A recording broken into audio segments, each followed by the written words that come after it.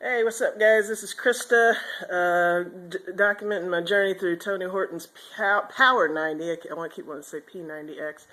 I'm sitting down, hoping this is just a minor tweak, but today was Sculpt or Resistance Day, and I was doing the last set of squats, and my left knee kind of went just up on the top right here, so I'm sitting there with an ice pack on it, and I'm hoping it's just, creaks and rust getting out and nothing serious. I mean, I'm not in pain. It just hurt when I started to do wider squats. So anyway, other than that, I did well. I've been sore, which is a good thing, from the resistance workouts so far.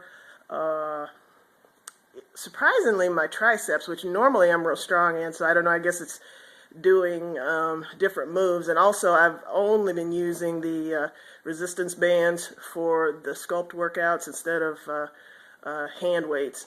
So anyway, let's see, worked out to a mix by one of the other masters of the mix DJs that's still in the running, from New York, DJ Yanni, who's a house DJ. Listen to one of his mixes on SoundCloud.com called This Is My House.